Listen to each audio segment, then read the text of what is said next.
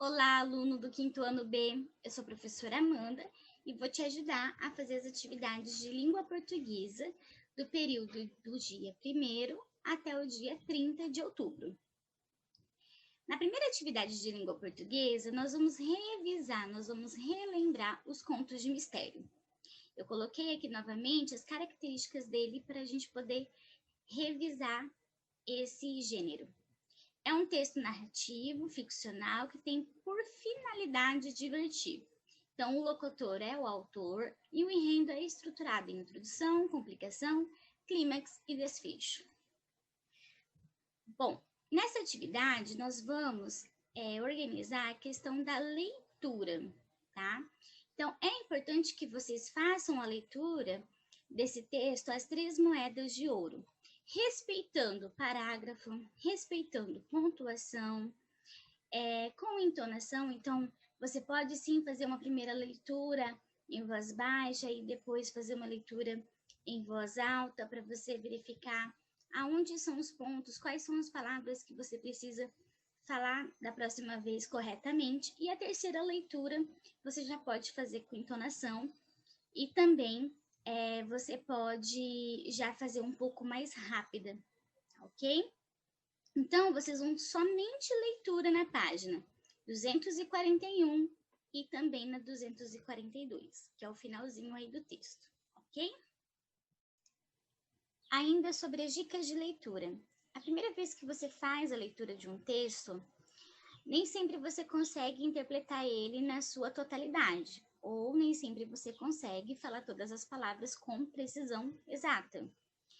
É importante que você faça a leitura do texto mais de uma vez, ok? Para você ter uma compreensão ampla do texto. Às vezes, é melhor que você faça a primeira leitura em silêncio, a segunda em voz alta. Conforme você vai fazendo a leitura, você vai identificando se você consegue ter um nível de atenção maior fazendo a leitura em voz alta, ou se você consegue ter a compreensão melhor do texto em leitura silenciosa, ok? Então, você precisa ler e verificar se você compreendeu aquilo que você leu. Como que eu faço isso? Você se pergunta, no segundo parágrafo falou sobre o quê? Mas por que aconteceu tal coisa?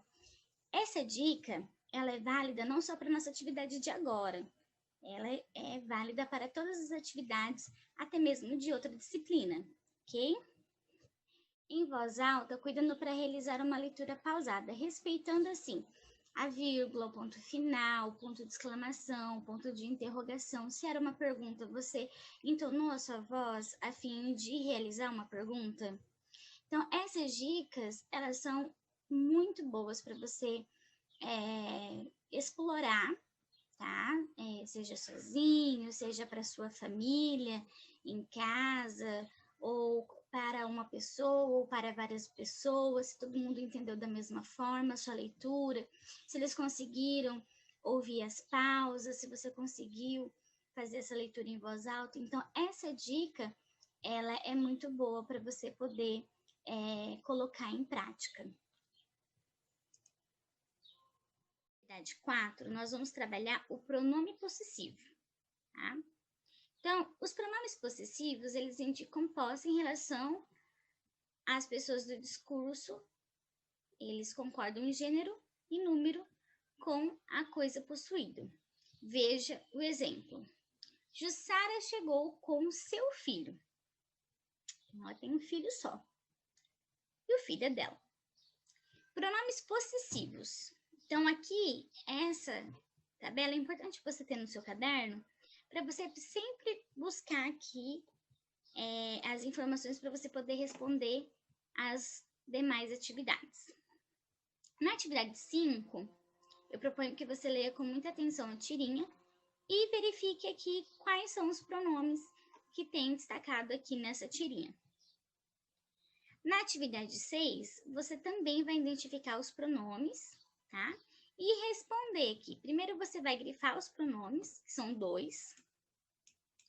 Depois, a quem esse pronome está se referindo? Qual que é a pessoa que possui algo? Os pronomes presentes nessa história estão no singular ou estão no plural? Você vai ter que explicar a sua resposta. E qual que é a função dos pronomes possessivos? Se tiver alguma dúvida em relação a essa função, você pode sim voltar no quadro explicativo. A atividade 7 vem lembrando um pouquinho de verbo. No último caderno, nós trabalhamos os verbos indicativo e subjuntivo. Então, a gente vai relembrar um pouquinho isso, tá? A Luísa, ela foi fazer um passeio e um menino que mostrou as coisas para ela nesse passeio. Então, você vai passar esse pedaço do diário dela aqui, concordando aí no plural. Então, você vai reescrevê-lo concordando no plural. Então, eu já fiz o início aqui, ó. Os meninos. Você vai ter que passar. Os meninos me mostraram, ok? Lembrando que aqui está no passado. Então, a gente vai utilizar o final AM, ok?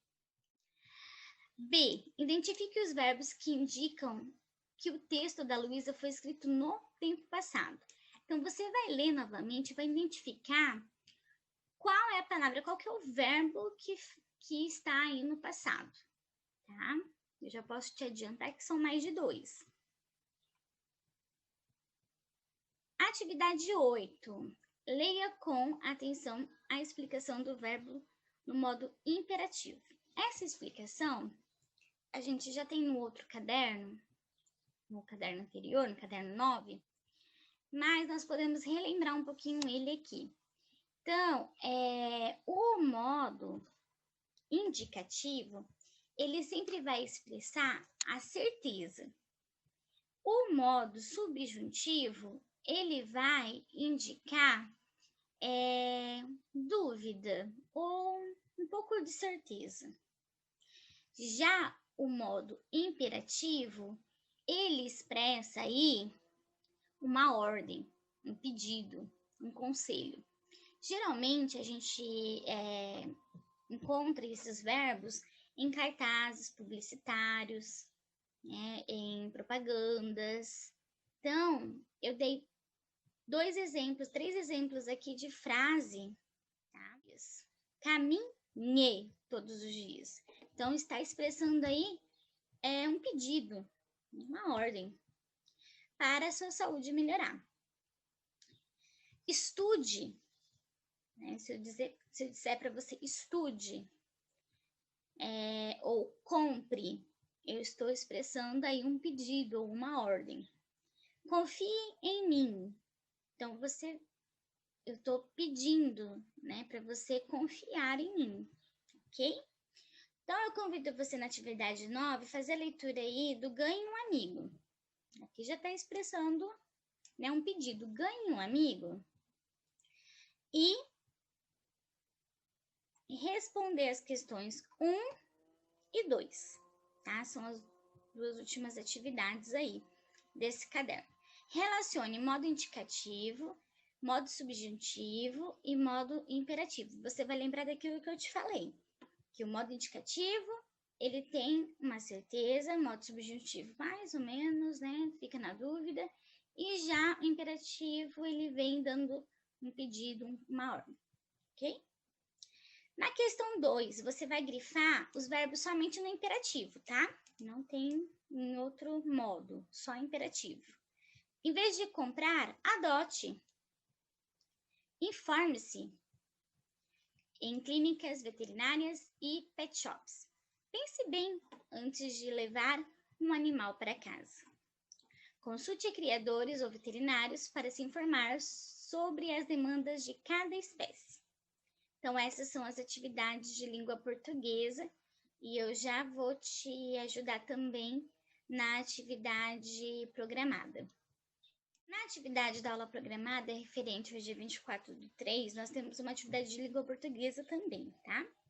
Então, olha só, leia. Água vai esperar acabar para economizar? Então, a mensagem do cartaz é feita por meio de uma frase. Então, você vai lembrar das frases lá. Declarativa, exclamativa, imperativa ou interrogativa. Ainda, nós temos a atividade 2 da aula programada. Então, uma professora do 5º ano trabalhou com os alunos do uso do verbo na escrita das frases. Para que ficasse mais divertido, eles deveriam juntar fichas que formassem frases com sentidos. Veja as fichas que a professora fez. Então, a professora fez várias fichas. Então, você lê aqui, ó. As crianças do 5º ano, é que toda a criançada, as compras, o pessoal do shopping. Aí, nas outras fichas, estranhou ao ver aquele movimento.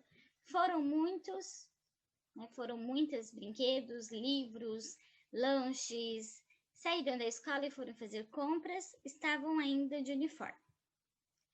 O que você vai ter que fazer aí? Você vai ter que identificar com o número, tá? Essa eu posso te ajudar. Por exemplo, você vai verificar as crianças do 5º ano se encaixa na primeira, na segunda, na terceira. Você pode até ligar, não precisa nem colocar número se você quiser, tá?